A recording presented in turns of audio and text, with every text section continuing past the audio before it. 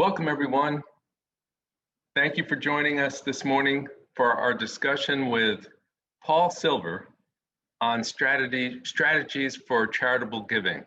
I'm Andrew Schiff, CEO here at the Rhode Island Community Food Bank. We're hosting today's presentation because we want to help you maximize the impact of your charitable giving, whether you're giving to the food bank or another organization. And this is Paul Silver's area of expertise. Paul has been a partner at Hinckley Allen since 1981. Happy anniversary, Paul. 40 years. At Hinckley Allen, Paul focuses on trust and estate planning, taxes, and charitable gift planning. He attended college at Harvard and law school at BU, and we're very fortunate to count Paul as a member of our board of directors here at the food bank. He's generously giving his time today to speak with us about popular strategies for tax-effective charitable giving, including how you may be able to benefit from some recent tax changes. There will be time after Paul's presentation for questions from the audience.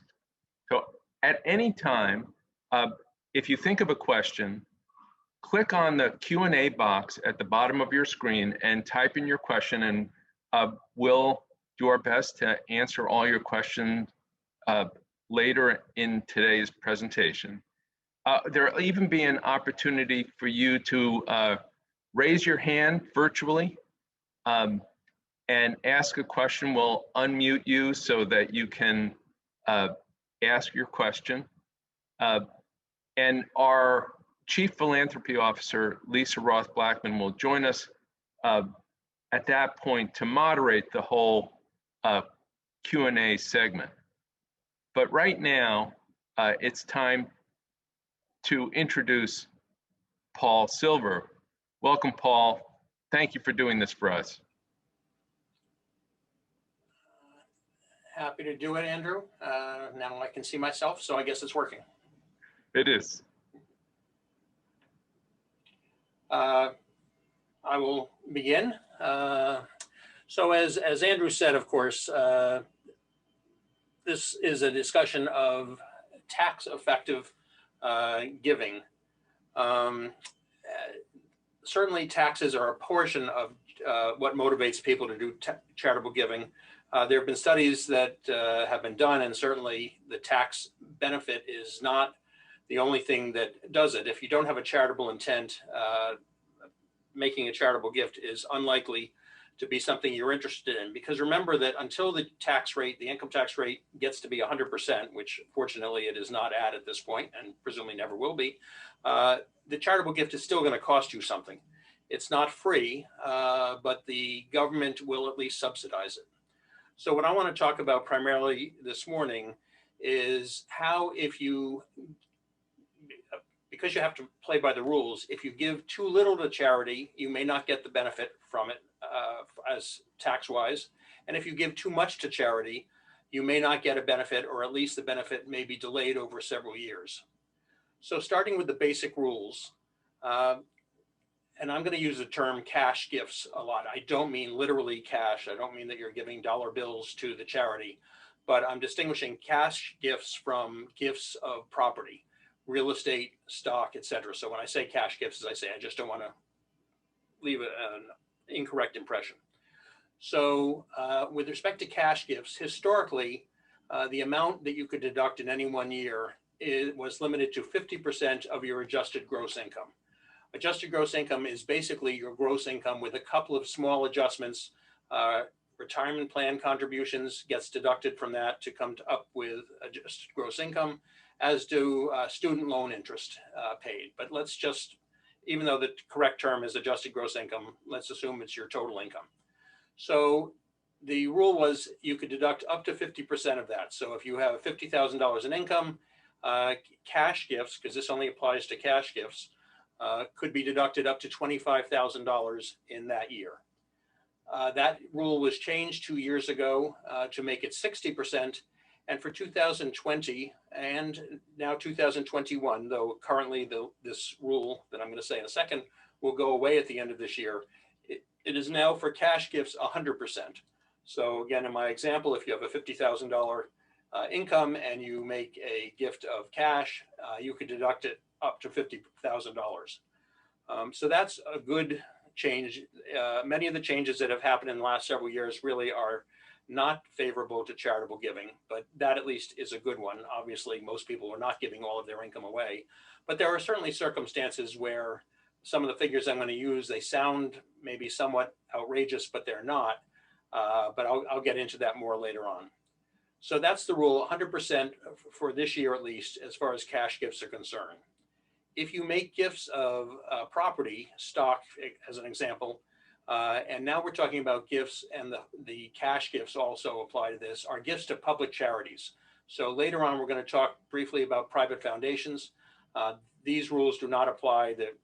There are limitations on that, but they're more strict when you're talking about private foundations. But to public charities, which are 99% of the charities that people are giving to, it's 100% for cash for this year. But stock gifts are limited to 30%. It used to be 50% for cash gifts, again, increased temporarily to 100%, but it was 50% for cash and 30% maximum limitation on the value of a stock gift or real estate or any kind of property and not cash. So that rule is still in effect. And if we are talking about gifts to private foundations, just to be clear, that 30% for stock that would apply to a public charity is only 20% to a gift to a private foundation.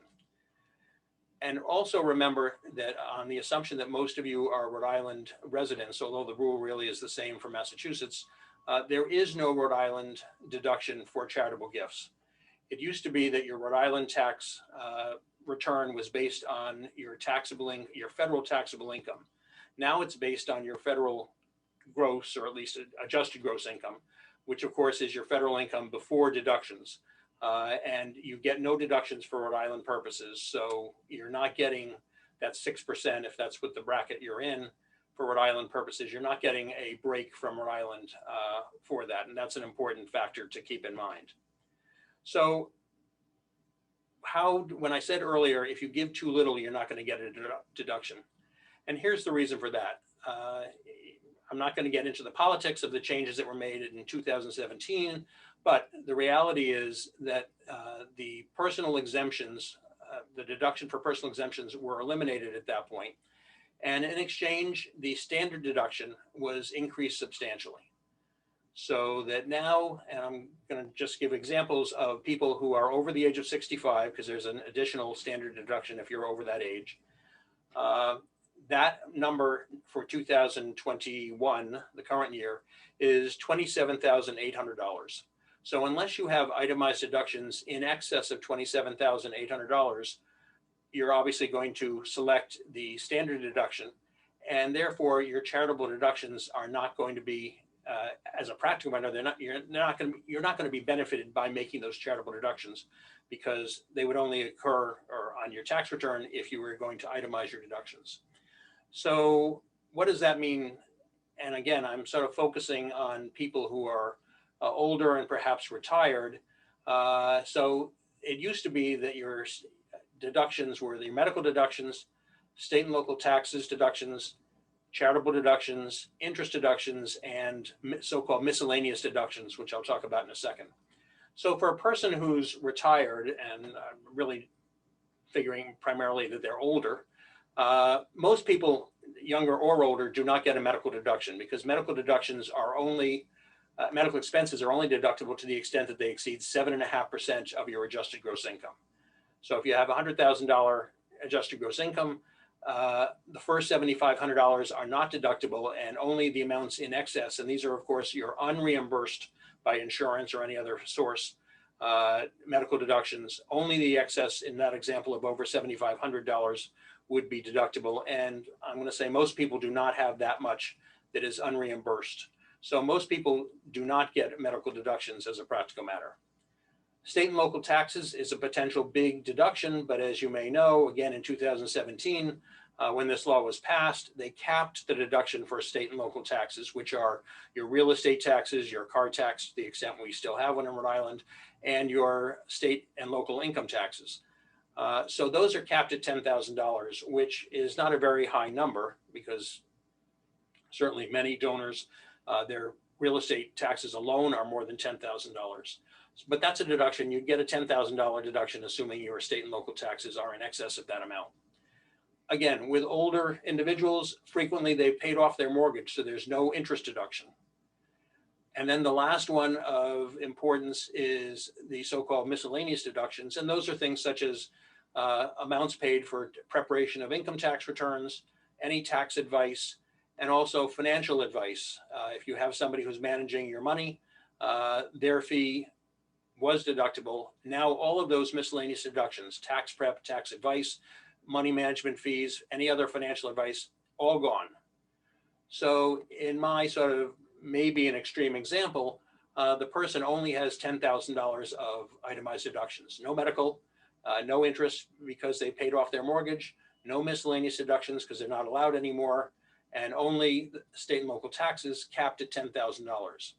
What that means is if you are making charitable deductions, because we haven't talked about those as itemized deductions, you would have to have $17,800 for a married couple over 65 to make it worthwhile for you to itemize your deductions and deduct the charitable gifts. And that's not an insignificant number, $17,800. Obviously, if you have some interest deduction, that number would be less, et cetera. But even so, and if you're not 65, the amount that the two people of 65, if you're over 65, you get an additional $1,350 for each person over 65 on the tax return.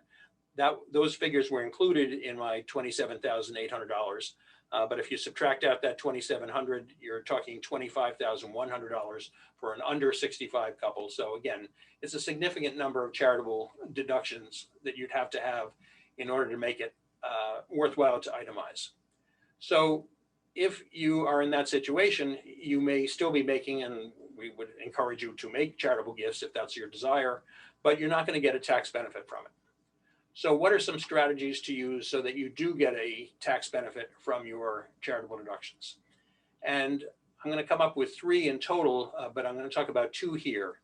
One is so-called bunching of deductions. So if you give, in my example, if you give $10,000 a year in charitable gifts, again, we're talking cash gifts.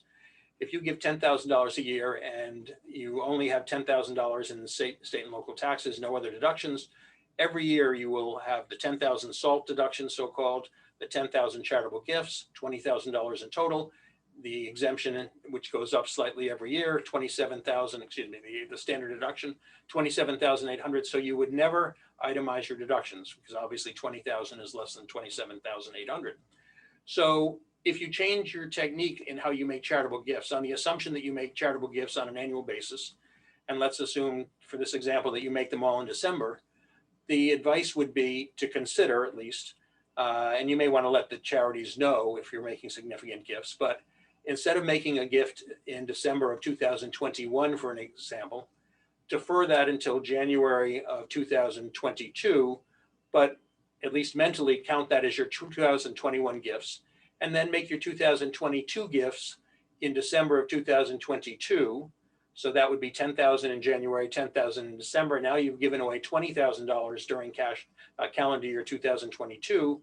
That $20,000 plus the $10,000 for SALT deduction, state and local taxes, gets you to $30,000, which at least will give you a partial break on your return because you'll itemize your deductions with that $30,000 figure, and that is greater than the $27,800.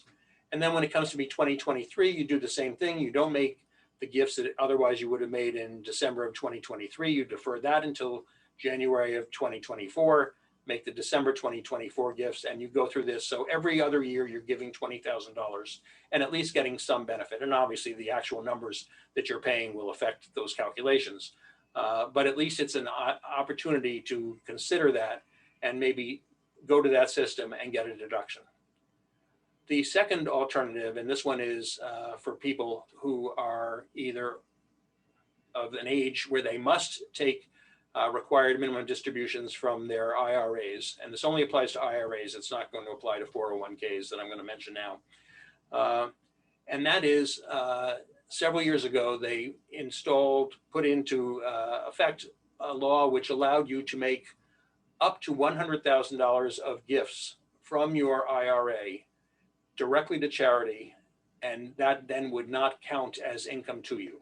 So going back to the basics, if you are required, if you have an RMD, required minimum distribution, required to take out a payment, and again, you don't have to, that rule now, it used to be 70 and a half. You had to start, now it's 72. There's a bill in Congress that would propose that, postpone it to 75, but right now it's 72. So if you're at that age, you have to take out the money, and every dollar that comes out from a traditional IRA, except in unusual circumstances, is taxable to you. So if you took out, let's assume you had an RMD of $100,000, that's a required amount. You take that out, you're going to have $100,000 on your tax return. And obviously that increases your income by that $100,000. And if you continue with your $10,000 annual charitable contributions, in our example we were using earlier, you'll never get a charitable deduction. You never itemize your deductions. So that charitable deduction tax-wise is wasted. So under the law, they're called qualified charitable distributions, QCDs. Again, that $100,000, if you were still wanted to make your $10,000 charitable contributions, you would direct the custodian of the IRA to, instead of paying you the $100,000, to pay $10,000 to charity X or charity X, Y, and Z, but totaling $10,000 in my example. The money has to go directly from the IRA custodian to the charity. It cannot be sent to you and you endorse it over or turn around and write a check to the charity. That will not work. But in that example, if you say, take the $10,000 of my RMD and send it to these charities, pay me the other $90,000. Unfortunately, the IRS bookkeeping hasn't caught up with the law. They will still issue a 1099-R, which is the form you get from the custodian, that will say $100,000. On your tax return, there's a place to adjust for that and say, it really should be, even though you're getting a 1099-R from the custodian, I kept $90,000, so to speak, and I gave $10,000 to charity. So I'm only reporting a net of $90,000. But using that technique, and it can be more than 10,000, obviously, the good part about it is it does allow you to satisfy your required minimum distribution using that charitable money. So you don't have to, if your RMD is 100,000, you don't have to be taxed on 100,000 and then give an additional 10 to charity. You can, as I say, apply the charitable gift to the RMD. So this is a great technique to use if you're going to make the charitable gifts anyway. Again, as a practical matter, it gives you the deduction for it. You don't really see it as a deduction per se. You're still going to get this entire standard deduction of $27,800 in my example. You're still going to get that, but your income, you're only going to report $90,000 and not $100,000. And therefore, in effect, you're getting a deduction for $10,000 paid to charity. So it's a great technique. It also saves you some Rhode Island taxes because, as I said earlier, there's no Rhode Island deduction, even if you are itemizing your deductions for federal purposes. There's no Rhode Island deduction for charitable gifts. So here, since the $90,000, as I said earlier, your Rhode Island tax is calculated on your federal adjusted gross income. So since your federal income is going to be $10,000 less, $90,000 from the RMD rather than $100,000, that's now going to be the figure that's going to appear on your Rhode Island return saying if this were your only income, you only have $90,000 in income. So as a practical matter, you're getting a $10,000 deduction on your Rhode Island return, which you would never have gotten no matter how much you had in the way of federal deductions. So it's really a double benefit. And certainly I would recommend that to people who have to take out money from their IRAs in any event, but it's a good technique to use certainly. I've said that deductions potentially are not, charitable gifts are not itemized deductions. You're going to lose them potentially depending on the numbers. There is a small exception to that rule. For 2020, the government said, even if you take the standard deduction, we'll give you an additional charitable deduction, again, in addition to the standard deduction of $300 on your tax return. For 2021, they got a little more generous and said, okay, it's $300 per person. So if you do a joint return, you get $600 that you can add in effect to the standard deduction, but obviously not a significant break. The only other thing I want to mention on sort of the paperwork having to do with charitable gifts is a rule that was put in earlier in the teens, I'm guessing 2012, 2013, that said that if you make a charitable gift and you are going to deduct it on your tax return, if the gift is more than $250, you must have written confirmation of the gift from the charity. And there's magic language that has to be in that confirmation, which says something to the effect of no goods or services were provided in exchange for this contribution. And the reason of this is they're now requiring that is twofold. The first one is that people were inadvertently or intentionally cheating. Most people probably didn't even know this was an issue, but you always had to reduce your charitable contribution by any goods or services that you received in exchange. So if the food bank had a gala, for instance, and you buy $1,000 ticket, and that includes food and drink potentially, you should never have deducted the $1,000. The food bank or whatever charity it is would give you a statement saying $110 is our estimated value of the dinner and drinks. So you would only get a deduction for $890. So this documents that as far as the IRS is concerned. The second place that I think it was more likely to be intentionally abused, and I would use the example of if the food bank, for instance, had an auction, a charitable auction where they're raising funds, and you purchase at the auction a trip to the Caribbean for $2,500. You're going to pay for that with a check made payable to the Rhode Island Food Bank for $2,500. And I think some people inadvertently thought, well, that's a charitable contribution because I'm making a gift. I went to the charity auction really to help them raise money, et cetera, et cetera. The IRS says, no, you've got something for value, even if the gift on the program for the auction said estimated value $1,000, you bid $2,500 for it. That, as far as the IRS is concerned, is the value that you got for it. So you should have no charitable deduction. You've supported the food bank in that example, but no tax benefit because you got the trip instead. People were not observing that rule, and if audited, they could produce a check being payable to the Rhode Island Food Bank for $2,500 and claim that was a charitable deduction without giving the IRS auditor any kind of backup to say, they even may write contribution in the memo line. So those are the two reasons really why they went to this rule, which really didn't change the rules. It just made it a little more difficult for people to be loose, let's put it that way, with what the rules are. The thing that bothers me about that rule is that they also included in the provision in the law, the rule that to take that deduction, even though you have the letter legitimately saying the deduction was for $1,000, let's say, you must have that letter in your possession by the time that you file your tax return. I don't understand, and I've actually had somebody again look in the last couple of days to the legislative history of this because I just don't understand the policy behind this.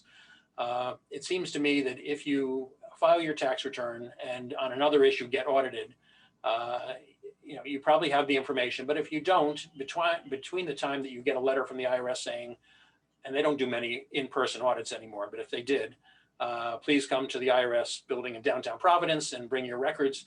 We're auditing your itemized deductions, and one of them would be charitable deductions.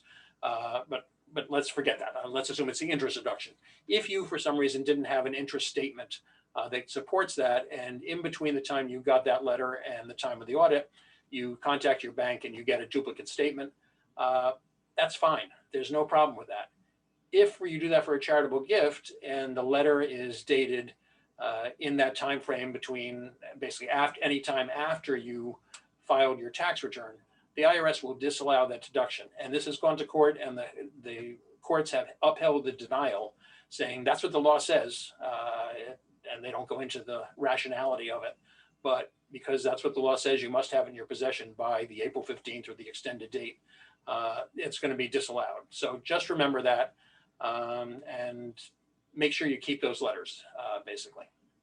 So those are the rules as far as deductions are concerned. And as I say, if you give too little to charity, that is, don't get up to the level of having to be able to itemize your deductions, which would include the charitable deductions, you're not going to get any tax benefit from it. And if you give too much over those 50% rules, now 100%, so you can't give too much as a practical matter. But if you give too much you give too much stock, so it's more than 30%, you will lose the excess over that temporarily.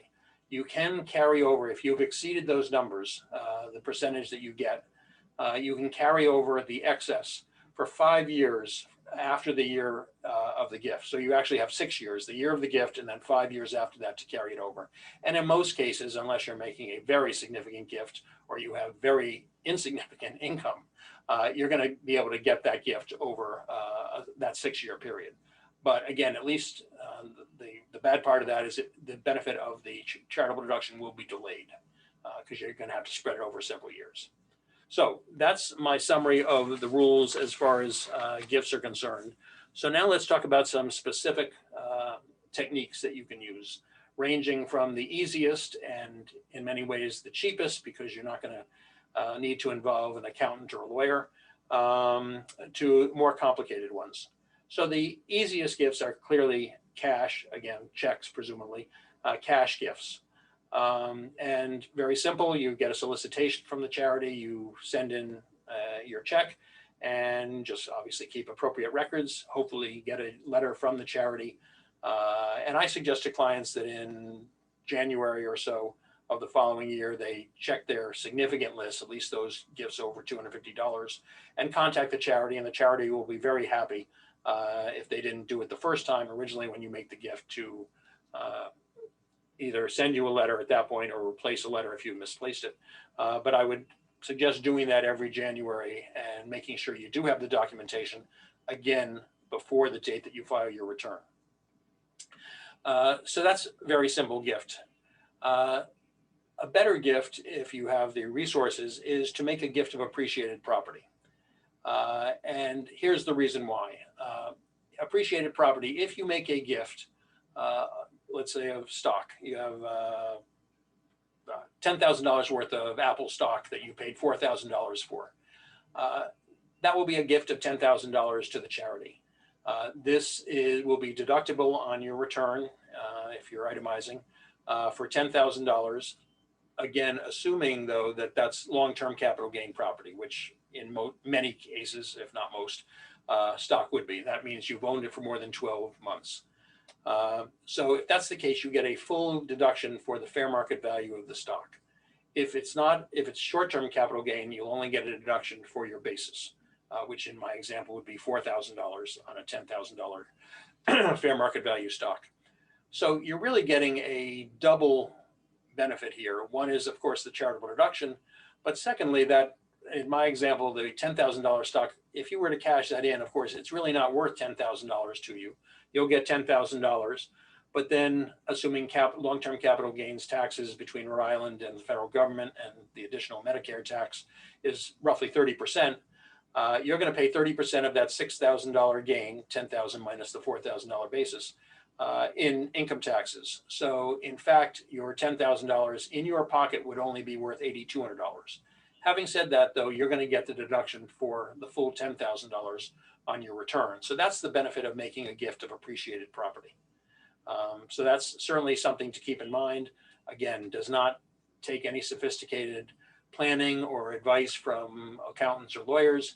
You just instruct your broker or the brokerage house to transfer the stock to the charity. Very simple on your part. The most brokerage houses will have a form that they'll ask you to sign to say what the charity is, how many shares, etc. And the charity will facilitate that because they're going to have to provide their delivery instructions that you can put on that form, so that when you send that form to brokerage house X, it says, please deliver those shares of Apple to the Rhode Island Food Bank account at brokerage firm Y. And here's the DTC instructions. Anyway, the brokerage firm and the charity know what to do, and they'll help you with that. But it's certainly a straightforward transaction.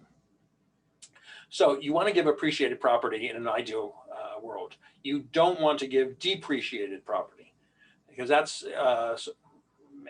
I guess you could say it's the worst of all worlds, in that you're giving away an asset that you lost money on, and you're not going to get the same kind of tax break. Reversing my situation, my example, let's assume you have Apple stock. Maybe couldn't happen with Apple, everyone knows that. You bought some stock that you bought at $10,000 and now it's worth $4,000. When you give that away, you're going to get a deduction for $4,000, and that's it. That's the fair market value of the stock.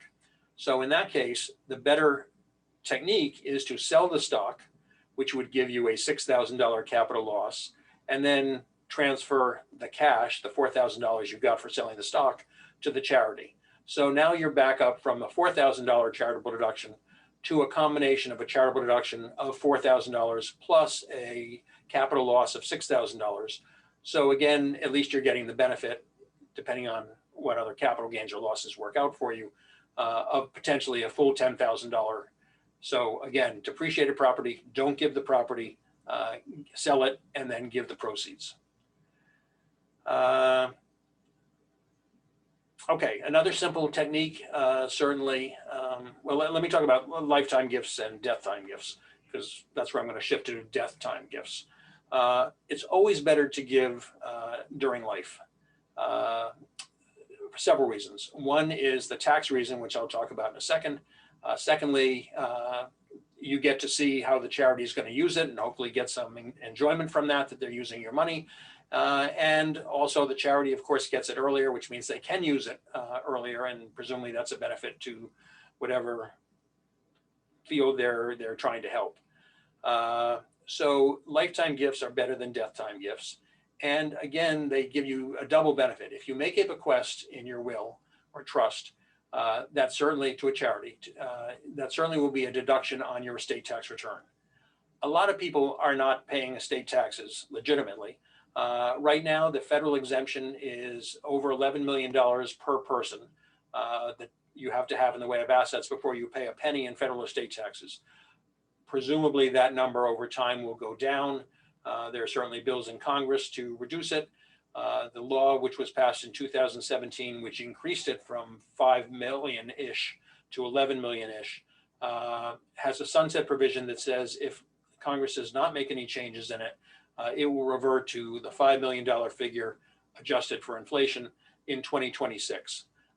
So one way or the other, chances are that number is going to go down. But right now it's a big number. So if you were to die with an estate of under $11-ish million, chances are you're not going to get any direct benefit from your charitable bequest, any tax benefit.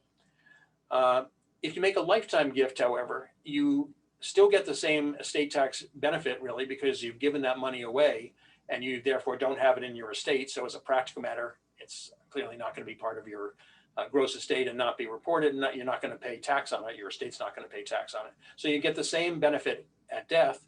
And of course, you get the income tax deduction for having done it during your lifetime. So assuming you can afford it, because obviously in many cases, it's a lot easier to be able to be generous at death, particularly if you don't have a spouse and potentially kids, you're probably going to be more generous at that point because you don't have to worry about saving money for your own well-being for the rest of your life. But again, assuming you can afford it, make them during your life, you'll get the benefit of both income taxes and the estate tax deduction. Beside bequests under your will or trust, other simple techniques of making charitable gifts are life insurance policies. Again, no need really, maybe as part of your estate plan, you're talking to your lawyer or your accountant, but no need on the paperwork part. If you decide you want to give one particular policy to Charity X, you just change the beneficiary on that from your family or whoever it was originally to make it payable to the charity. They will collect on it at the time of your death, and it'll be very simple. You can do that. You can split the policy. If you have a $100,000 policy, you want $10,000 to go to the food bank. You just make the beneficiary designation, $10,000 to the food bank, the rest to my kids, or a percentage, 10% to the food bank, the rest, because it'll never, it's frequently the death benefit is not exactly what you paid for the policy, especially if it's an older policy and you've reinvested dividends, things like that. So percentages frequently will work better. Likewise, to beneficiary designations on life insurance policies, think about your retirement plans. We talked about using the qualified charitable distribution form or procedure, but also you may well die with a balance left in your retirement plan, and the required minimum distribution, the IRS table at 115 age still says you don't have to take it all out that year. You still have a year left in your life expectancy. So if you're really only taking the RMD amount, you'll pretty much always have money left in the plan. And it has to go somewhere. Again, it may go to a spouse, it may go to children, but at least consider that maybe a portion of it should go to charity. And again, that will potentially reduce your estate tax because that'll be a charitable deduction on an asset that otherwise would be included in your estate. Again, depending on what the numbers are. I did talk about the federal estate tax deduction. Of course, Rhode Island does have an estate tax, as does Massachusetts. For those of you who are Mass residents, the exemption there is roughly $1.7 million now for Rhode Island. And it has been $1 million, and that's adjusted for inflation. It has been $1 million for Massachusetts. I'm going to say since the 1970s. There is no inflation adjustment. So it's an unusual situation where Rhode Island is a little more tax friendly in that regard than Massachusetts is. But with a house and other assets, it doesn't take an awful lot to be required to pay a Massachusetts estate tax if you're a Mass resident, or even a Rhode Island estate tax at the 1.7 figure. So now getting into sort of more sophisticated charitable giving, that you're going to hear this and you may say, well, that's not for me, and that's fine. It may not be, but these potentially are very beneficial in the right circumstance. So the first one I want to talk about is a charitable remainder trust. And what that is a trust that, think about the name, charitable remainder trust. You take some money, usually, again, appreciated property, you put it into a charitable remainder trust. It pays income to you for the rest of your life, or it could be a period of years, but let's make it simple, the rest of your life. And then at the time of your death, the remainder goes to charity. So it's a charitable remainder trust. The benefit here is if you have, sometimes people do it with company stock, their own company stock, more likely with publicly held stock. So going back to my Apple example, how about Tesla? You have some Tesla stock you've held for a while. You have too much of it because it's done so well. You want to reduce your position in Tesla. Again, painful, presumably from an income tax point of view, because you'd pay a hopefully large capital gain tax on that. And obviously have the net after-tax proceeds to invest. So if you have $100,000, and I generally would not recommend people doing a charitable remainder trust for $100,000. I'd say usually $200,000 to $300,000 as a minimum, because there's cost to set it up. There's potentially money management fees if you have somebody manage it after it's set up. There's an unusual income tax return that has to be done every year. So there's some expenses. So if it's going to be small, I would not recommend this. But if you were to take the $100,000 of Apple, let's say, and let's make it simple and say you have a zero basis, which obviously you wouldn't, but let's assume it's all gain. And you pay the 30% combined federal and Rhode Island taxes, you'll have $70,000 left over afterwards. And if you put that in an investment that's going to pay you 5%, just to pick a figure, you're going to get $3,500 a year from that investment. With a charitable remainder trust, you put the $100,000 worth of Tesla stock in the charitable remainder trust. It then sells the stock and reinvests it presumably in a multifaceted portfolio of other securities, stocks, bonds, whatever. A charitable remainder trust must pay to you, the person who set it up, or you can name a beneficiary to get it. You don't have to be the initial beneficiary, but to a human, let me put it that way, a minimum of 5%.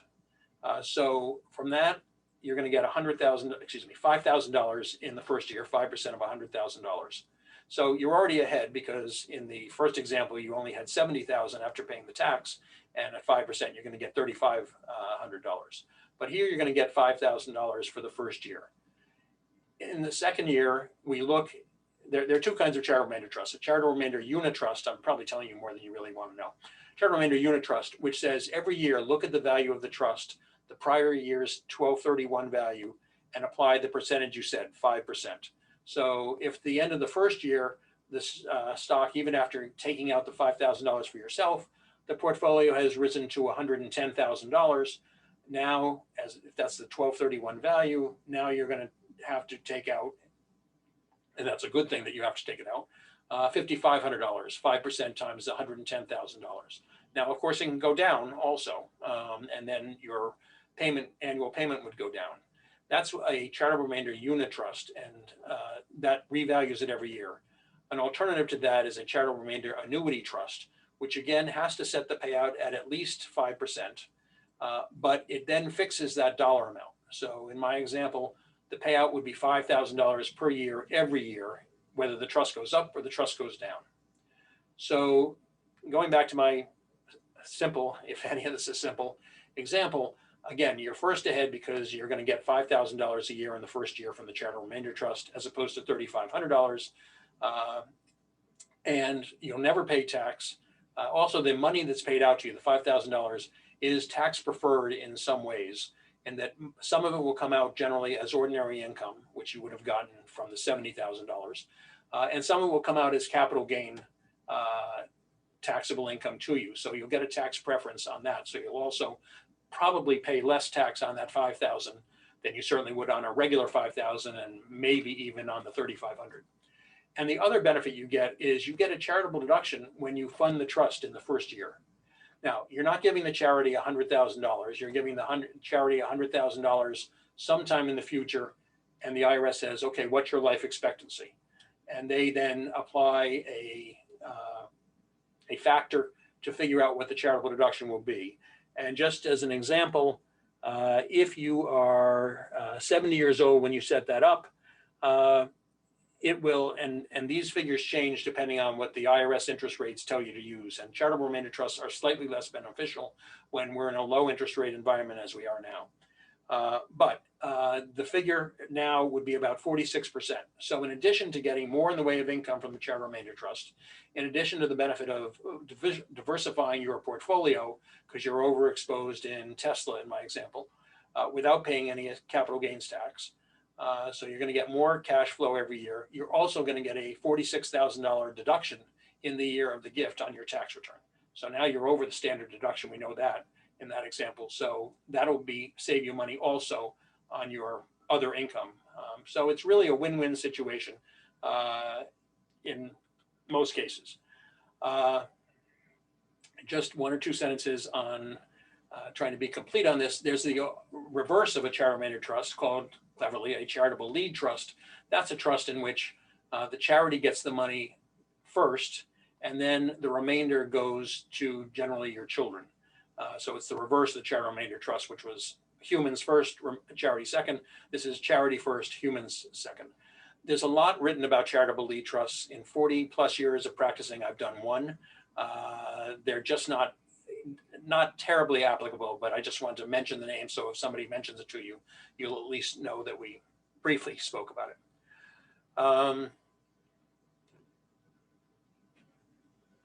Okay, so I also want to talk about maybe what sometimes we refer to as a poor person's charitable remainder trust. As I say, I wouldn't do that for less than a couple $100,000. It requires a lawyer. It also takes some time to set up. So if you decide to do that on December 30, you're probably not going to get it done that year. The poor person's, and not a fair term really, but anyway, charitable remainder trust is a charitable gift annuity. And this is just a contract between you and the charity you select, where you will give them, let's use the same example, $100,000 of Tesla stock with a low basis. And they will promise to pay you a dollar amount every year for the rest of your life. Those figures tend to be higher than the charitable remainder trust, although you can pick whatever, within reason, you can pick whatever percentage. I said it has to be at least 5%, but you could say a 7% payout to you from a charitable remainder trust. That $46,000 charitable deduction would be less because the charity is going to get less, because every year you're getting 7% as opposed to 5%. So there'll be less for the charity, but those are all figures you have to work out and take a look at. But charitable gift annuities, the rate that all charities, all legitimate charities pay, are set by the Charitable Gift Annuity Council, which is located in Texas. So they all basically pay the same. And it tends to be a slightly higher rate than you'd get from a charitable remainder trust, more likely to get from a CRT. But it's the nice thing about a charitable remainder trust, even though it has more expenses, is that money is protected. You know, you're going, unless your money manager or yourself, whoever's managing it, messes up, that money's always going to be there and presumably invested and hopefully grow, maybe not, but hopefully grow. And that's safe money. A charitable gift annuity, as I said, is just a contract between you and the charity.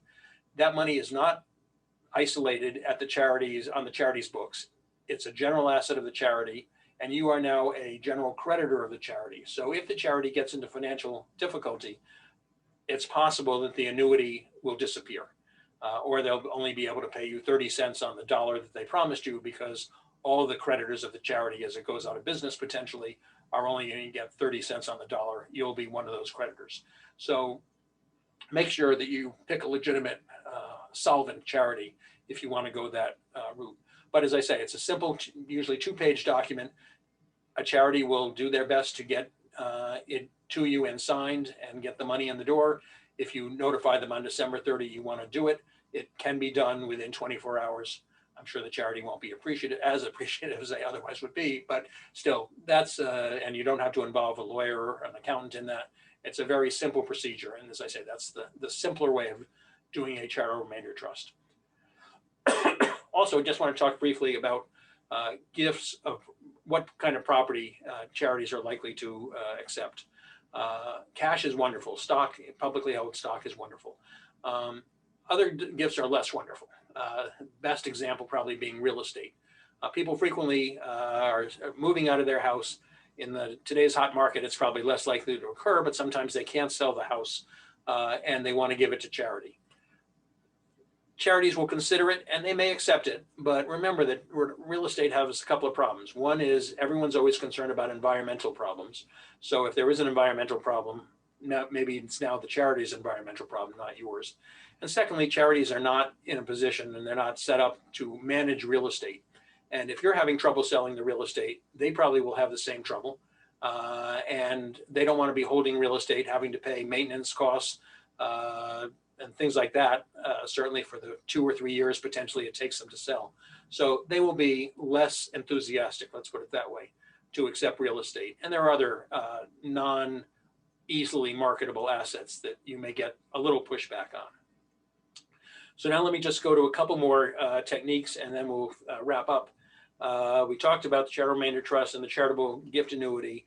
Another alternative to not have to worry about so much as the itemized deductions is, and this is for people that have significant sums of money, to establish their own private foundation. I usually recommend, certainly as a minimum, if you're not going to fund it over time, you don't have to fund it day one with this, but if you're not going to fund it with at least $3 to $5 million, I think you're wasting money doing this. But that's an entity that you would then make presumably a significant gift to that entity. And again, that would at least clearly get you over the $27,800 standard deduction. And you may have to defer part of it because if you have even a $250,000 income and you make a $3 million funding gift to the private foundation, you're not going to have to, you're not going to be able to take it all in 1 year, and you probably aren't going to get all of it over the 6-year period. So you might want to do that $5 million if that's your goal over a period of years, taking these limitations into account. But that then is a separate entity. You get the big charitable deduction up front, potentially spread over several years. And then you use that. A private foundation must pay out 5% a year as a minimum to charity. But that again, presumably now takes care of your charitable giving, and you would not be making significant annual gifts to charities. You'd be making them directly from the private foundation.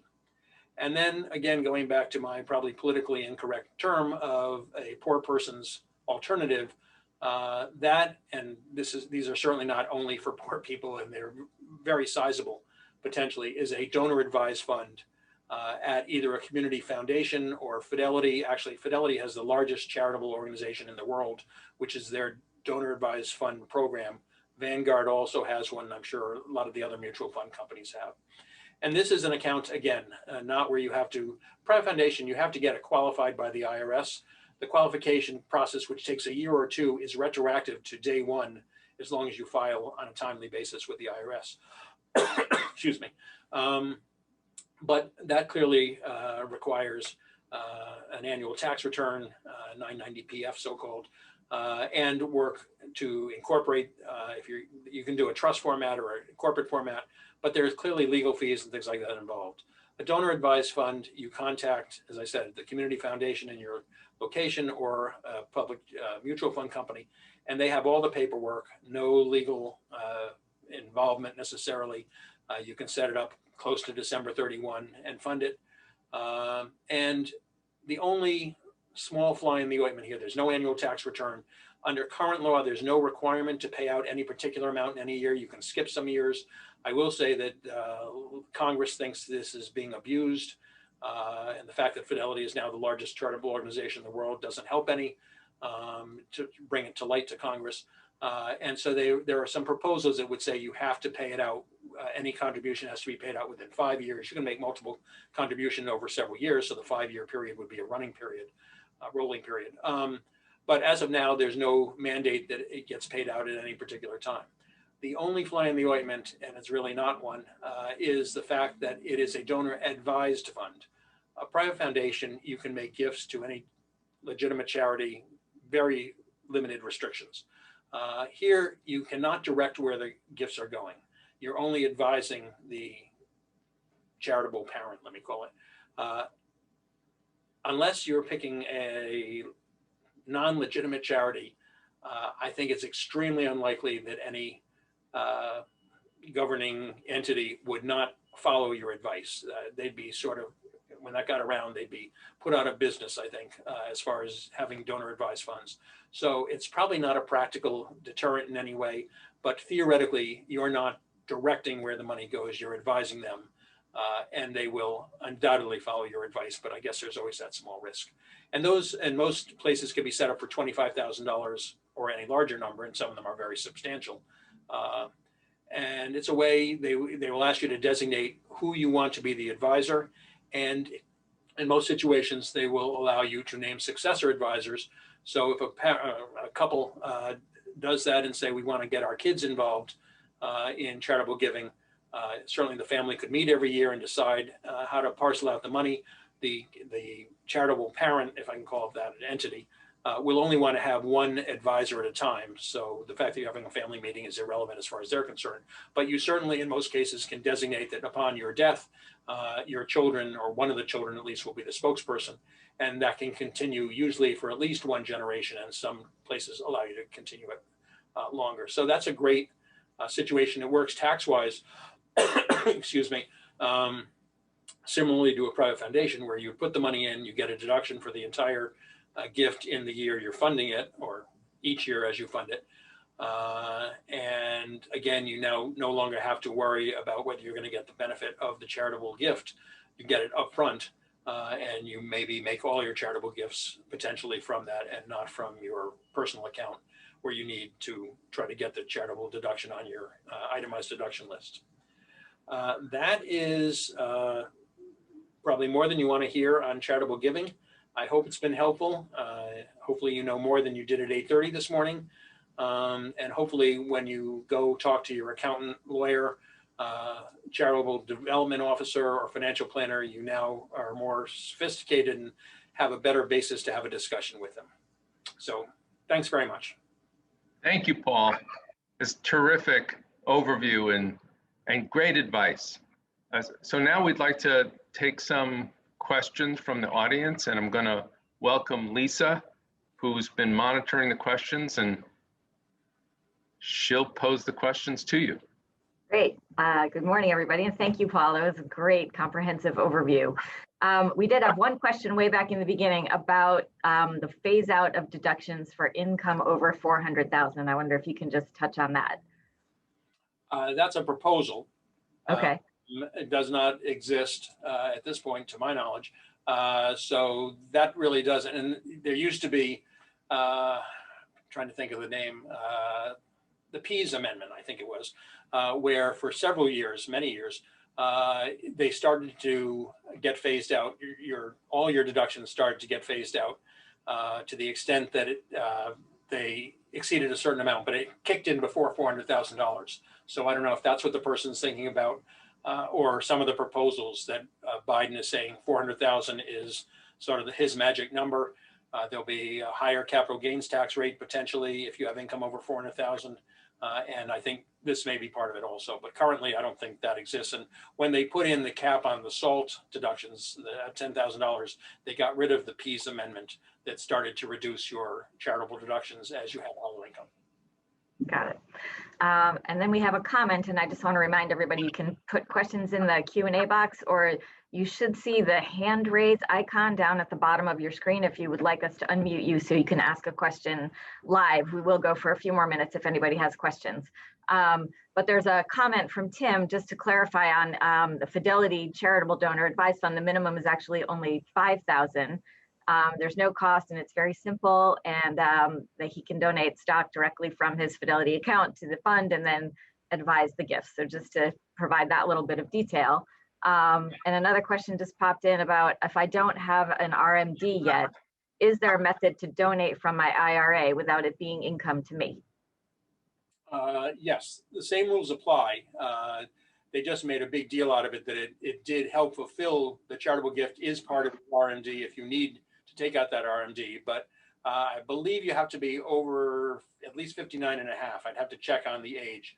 But at a certain age, and maybe it's 70 and a half or 72, but I'd take a look at it if somebody needs to know. When you get to that age, then you can use the qualified charitable distribution, and even if you didn't have to pull out an RMD. And if you want to do that, but you don't have to pull it out, are you penalized, or do you? I'm saying once you get to the magic age, which I'm sorry, I can't tell you what that age is off the top of my head, it will work the same way. So if you pulled it out, you can, once you're 59 and a half, you can start to pull out your IRA without any penalties. It'll be taxable income to you, but you can do that after 59 and a half. And so if you pulled out 100,000, that would be taxable income. And again, I'm not sure if it's 59 and a half or an older age. Once you get to that age though, even if you're not 72 when you have to pull it out, if you say, send me 90,000 and send 10,000 directly to charity X, the same rule will work and you'll only be taxed on the 90. Got it. Okay. We have a question about whether medical insurance costs can be included as medical deduction. Yes.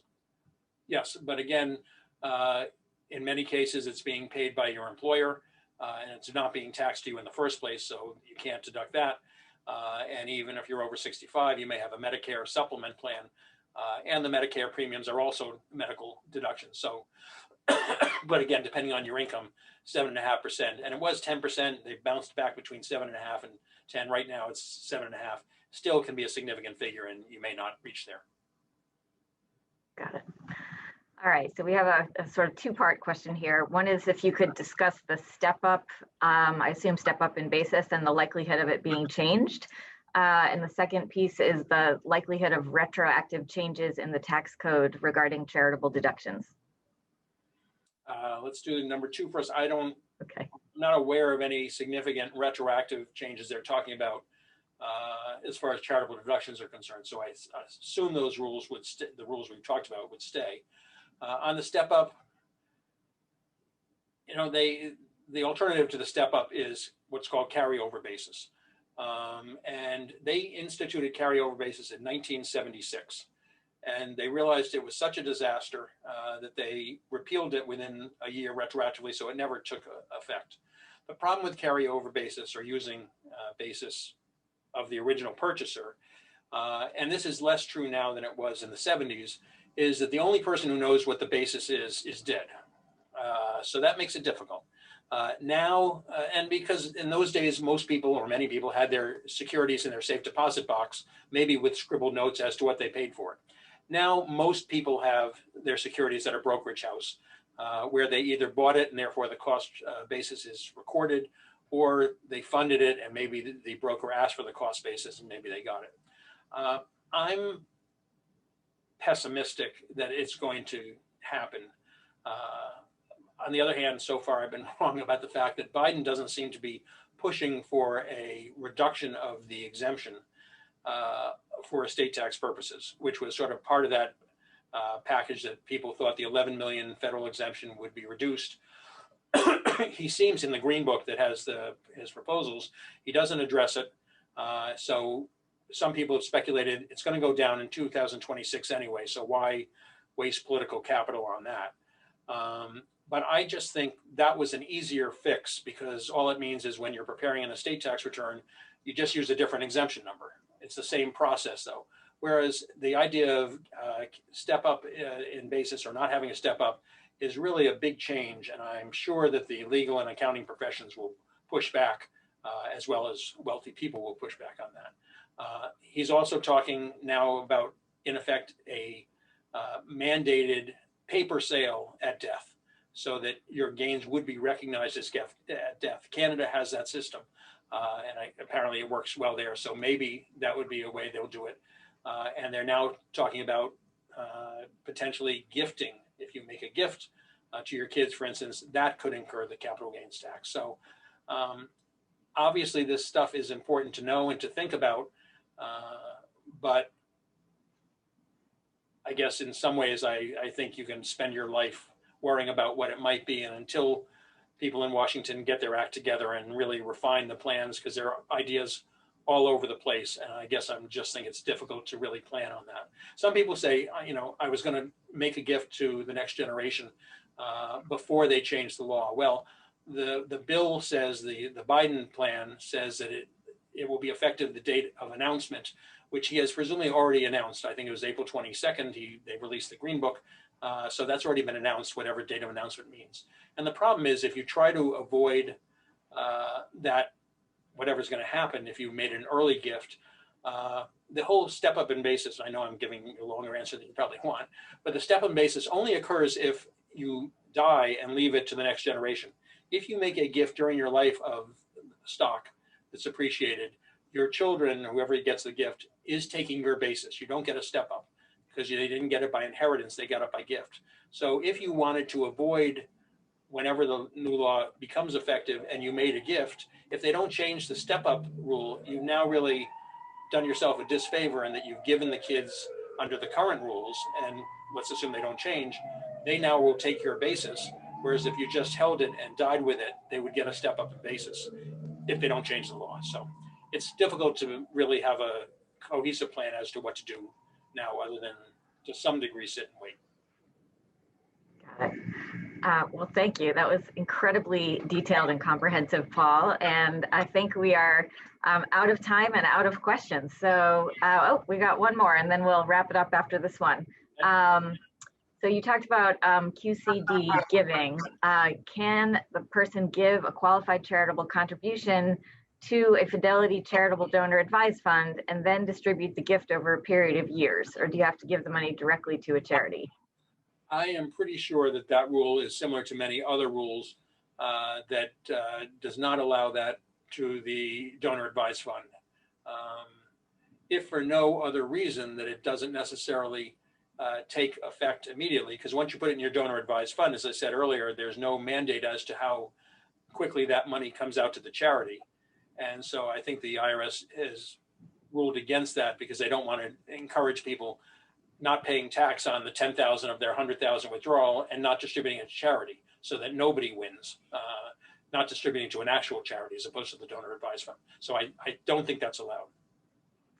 I think that's correct. And I think there is a little bit of info about this. I know my colleague Hugh has been posting links to our website, the planned giving part of our website, and I think there are some Q&A in that section that does address that. So Paul, I'm 99% sure you're right. You're the lawyer here, but I do think there's some info on the website. Lawyers have been known to make mistakes. All right. Andrew, do you want to jump back on? There you go. Oops, we lost you again. Better. I just want to say thank you, Paul. This has been so helpful. And, you know, we're really glad that everybody was able to get this information. If you have more questions, you can contact our Director of Philanthropy, Karen Fuller. I think we'll put some of her information, her contact information in the chat. But Paul, this has been terrific. And thank you, Lisa, for leading this today, and for everybody for joining us today. Happy to do it. Have a good one, everybody. Thank you.